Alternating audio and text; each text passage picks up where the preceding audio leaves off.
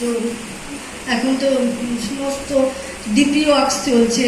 DP ওয়ার্কসের মানে আমাদের এই যে আমরা সবাই এই দুপুরের মধ্যে সবাই আসছি, সবারই ঘরে ঘরে যাচ্ছি, এটাই একটা আমাদের একটা পজিটিভ এনার্জি তৈরি হচ্ছে। কিন্তু এগুলো আমরা প্রত্যেকে যে বাড়িতে সবারই বাড়ি বাড়ি যাচ্ছি, এই মাসে আমরা যদি সুগার টেস্ট করাই বা প্রেশার টেস্ট করাই সব কিছু নর্মাল আসবে আশা করি।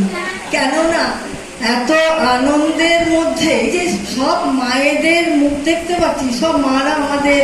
তো আচার্যদেব বারবার বলছেন যে মায়েরাই পারেন সব মায়েদের ঘরে যেতে, সব ভিতরে ঢুকে সব কিছু মানে সব কিছু দেখতে পারেন মায়েরাই। মায়েদের এত ক্ষমতা আচার্যদেব বারবার করে বলছে। তো বলছে নারী আমি অমৃতের অধিকারিণী। তাই একটা মা হচ্ছে অমৃতের অধিকার করে, যে এই নিপীড়িত ব্যথিত কর্মিষ্ঠ আদর্শ অনুপ্রাণ নরকে অপূর্ব প্রাণন স্নানে স্নাত করিয়ে তোমারই দিকে তাকে আরো এগিয়ে দিতে পারি।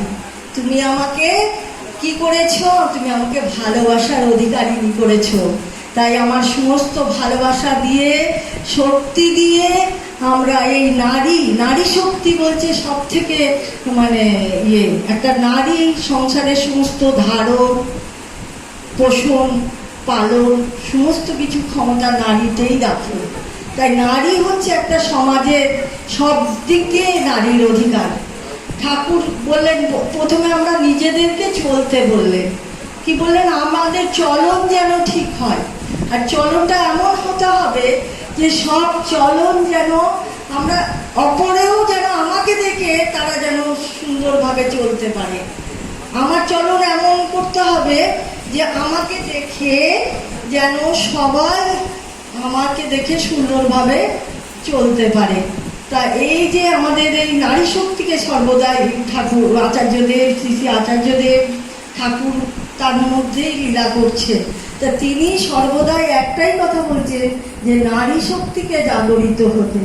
তাই নারী শক্তি আজকে সমাজের মধ্যে সব থেকে বেশি নারীদেরকে প্রাধান্য দিয়েছে। তাই আমরা যে এই বাড়ি বাড়ি সবাই এই জন্য সেই আচার্য আমরা সমস্ত কিছু মানে বাড়িতে এই বলছেন এই যে সময়টা আমরা রান্না করি, খাওয়া, সারাদিন ধরে তো আমরা সব রকম কাজে ব্যস্ত থাকি, কিন্তু এই যে এই সময়টুকু একটু ফ্রি থাকি, এই সময়টাই বলছেন যে মায়েরা একটু বাড়ি বাড়ি গেলে বলছে সব কোনো রোগের আর ওষুধ লাগবে না। একটা ছোট 12 বছরের ছেলে ক্যান্সারের পেশেন্ট, ক্যান্সার হয়েছিল। তো সেই ছেলেটি এই ডিপি ওয়ার্কস করে, তার মা পরিবারের ডিপি ওয়ার্কস করে, ছেলেটিও ডিপি ওয়ার্কস করতে বেরিয়েছে। তো সেই ছেলেটি এখন ক্যান্সার থেকে মানে ভালো হয়ে গেছে, রোগ মুক্ত হয়ে গেলেন।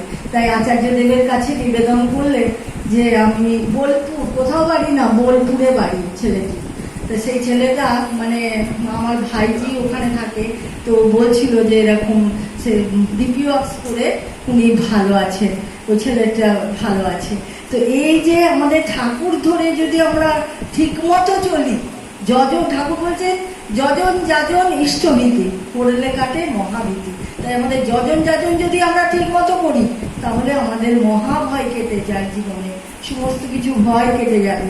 তাই আমাদের যজন যাজন ঠিক মতো করা উচিত। আর ঠাকুর সহজ আমাদের যেভাবে পথ দেখালে আমরা যদি ঠিক মতো সবাই চলি, সব মায়েরা যদি আমরা ঠিক মতো চলি, তাহলে আমাদের ঠিকই হবে, আমরা সুন্দরভাবে আমাদের জীবনকে প্রতিপালন করতে পারবো। আমার সন্তানদের, আমার পরিবার, আমার প্রতিবেশী সবাইকে। ঠাকুর বলছেন পড়শিরা তো নিপাত যাবে, তুই বুঝি সুখ খাবি বুঝি, যা ছুটে যা ওদের বাছা, ওরাই যেত বাজার কাছে। তাই ওদেরকে বাঁচানো আমাদের, ওদেরকে বাঁচানো দরকার।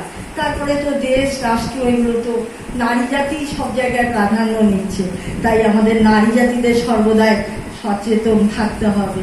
তাই জীবন চালনার প্রতি পদক্ষেপে ধরিত হোক স্বস্তি, স্বস্তি, স্বস্তি। জয় জয়।